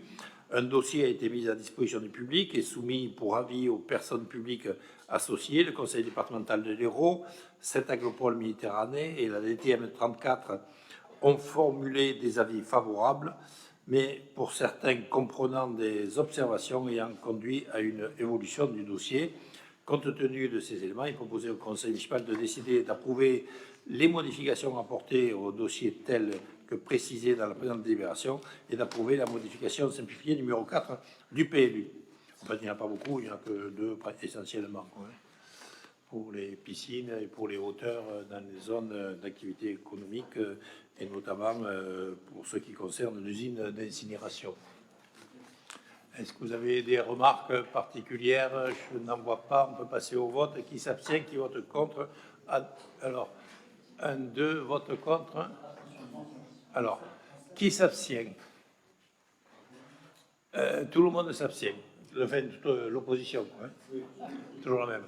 Et qui vote contre? Il n'y en a pas. Les autres votent pour. Question numéro 22. Madame Blandinotier. Oui, c'est l'opération programmée d'amélioration de l'habitat, renouvellement urbain. C'est l'approbation de la convention d'opération. Donc, dans le cadre de la politique de revitalisation du centre-ville, cette délibération a pour objet l'approbation de la nouvelle convention opération programmée de l'habitat et renouvellement urbain 2022-2026. Ce renouvellement urbain et cette requalification de l'habitat ancien dégradé du centre-ville est un enjeu majeur du contrat de ville et du programme local de l'habitat de cette agropole méditerranée. Il s'agit d'accélérer la requalification et l'adaptation du parc de logement, de résorber la vacance et de traiter l'habitat indigne. Cette action, sous l'impulsion de la ville de Sète et de cette agropole méditerranée, a permis en 20 ans, sur le périmètre cœur de ville, de réhabiliter 1350 logements ainsi que 1298 logements sociaux diffus par le biais de cette taux habitat, et ce dans une volonté de mixité sociale. Par ailleurs, depuis 2009, 22 opérations de restauration immobilière ont été engagées par l'intermédiaire du PRI et du PNRQAD, portées par la ville de Sète. 14 immeubles ont été livrés entre 2009 et 2021 et 8 immeubles seront livrés entre 2022 et 2024. La stratégie d'intervention proposée vise à améliorer l'attractivité du secteur, cumulant une concentration d'habitats dégradés, des ménages paupérisés et un déficit d'attractivité. Le bilan positif de l'OPA-RU sur la période 2017-2021 a souligné l'intérêt de poursuivre ce partenariat avec une nouvelle OPA-RU pour les années 22 à 26. Compte tenu de ces éléments, je vous propose d'approuver les termes de la Convention et de renouvellement urbain 2022-2026. Merci. Merci. Est-ce qu'il y a des questions? Je n'en vois pas, donc on peut passer au vote. Alors, qui s'abstient? Qui vote contre? Adopté à l'unanimité. Alors là, je vais laisser la présidence à Blandinotier parce que je suis concerné. C'est la désignation de membres du conseil municipal pour prendre la décision relative à la délivrance d'une autorisation de travaux. Monsieur le maire est intéressé à titre personnel par la délivrance de l'autorisation de travaux au profit de la SA Polyclinique Sainte-Thérèse en raison de son lien de parenté avec son représentant Mathieu Comène pour la réalisation de travaux relatifs à la sécurité et à la mise en accessibilité de l'établissement de santé Siquet du Mascoulet. Conformément à l'article du Code de l'urbanisme, lorsque le maire est intéressé à un projet faisant l'objet d'une demande de travaux, soit en son nom personnel, soit comme mandataire, le conseil municipal désigne un ordre de ses membres pour prendre la décision. Donc, monsieur le maire ne doit pas participer au vote, est d'ailleurs sorti. Donc, je vous propose de décider de ne pas se prononcer par vote à bulletin secret, de me désigner moi-même pour prendre la décision relative de l'autorisation de travaux, ainsi que toute autre décision relative à cette demande. Voilà. Y a-t-il des questions? Non, on passe au vote. Qui est contre? Qui s'abstient? À l'unanimité. Merci. Question suivante, je crois que c'est encore moi. Oui, 24. Session d'action de la SPLBT à la communauté d'agglomération Hérault-Méditerranée.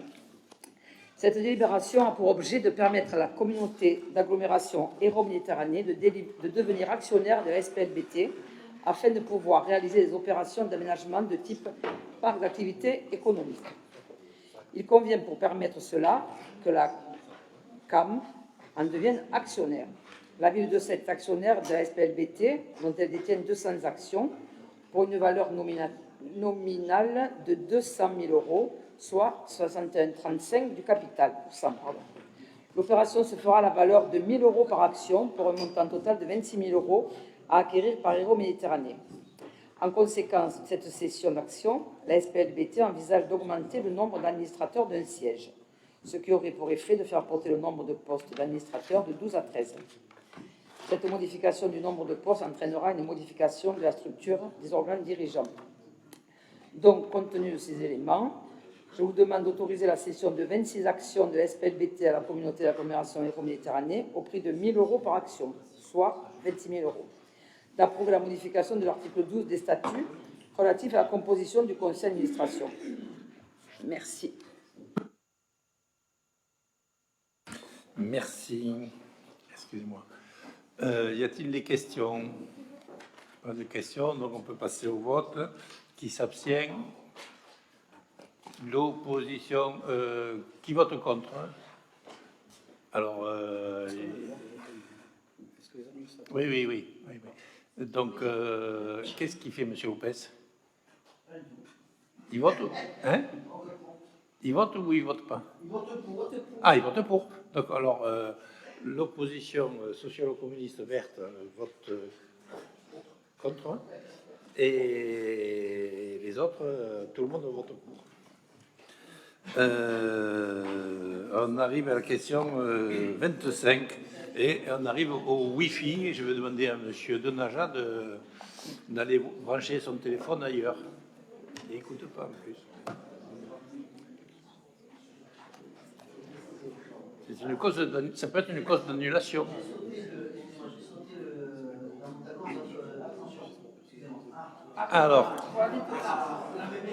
Alors, ne démarquez pas. C'était un enfant. Donc, toute l'opposition. Et qu'est-ce que vous avez fait, vous? Vous vous abstenez ou vous votez contre? Quelle question, monsieur le maire? Combien de votés, là? On a voté, effectivement, on s'est abstenu. Vous avez abstenu, c'est ça. Donc, toute l'opposition, de l'extrême gauche à l'extrême droite, s'abstient. Voilà, les autres votent pour. Voilà, donc, alors, le Wi-Fi, monsieur Denaja, vous pouvez le voir dehors si j'y suis. Et je passe la parole à monsieur Sabatier. Merci, monsieur le maire. Par délibération du 27 novembre 2017, le conseil municipal a approuvé la signature d'une convention avec Port Sud de France de mise à disposition d'un ancrage sur un mât support de caméras de vidéosurveillance situé sur le quai d'Orient, et ce pour l'installation d'une antenne Wi-Fi.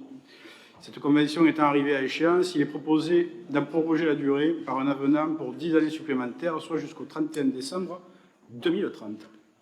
Compte tenu de ces éléments, il est proposé au conseil municipal d'approuver l'avenant numéro 1 de la convention. Merci. Merci. Est-ce qu'il y a des questions? Pas de questions, c'est clair. Donc on passe au vote. Qui s'abstient? Qui vote contre? Adopté à l'unanimité. Vous pouvez refaire rentrer M. Denaja. Et on passe la parole à Mme Mosler qui va nous présenter 3 ou 4 délibérations, 4 délibérations concernant les opérateurs téléphoniques. Merci, Monsieur le maire. Si vous êtes d'accord, je vous propose de regrouper les 5 délibérations parce que ce sont les mêmes avec des opérateurs différents. Donc voilà, merci. Au titre de la compétence développement numérique, la ville de Sète assure l'exploitation et le maintien du patrimoine des infrastructures de communications électroniques dont elle est propriétaire sur l'ensemble de son territoire. En tant que gestionnaire de ces réseaux, la ville de Sète doit définir les conditions générales, techniques et financières par lesquelles la collectivité accorde un droit d'utilisation aux opérateurs dans les infrastructures qu'elle a établies sur son territoire. Ces infrastructures sont utilisées par les opérateurs de téléphonie pour assurer le déploiement de la fibre optique aux professionnels, le maillage des centraux de télécommunications fixes et mobiles, et dans une moindre mesure, les suivis cuivre ADSL et fibre aux riverains.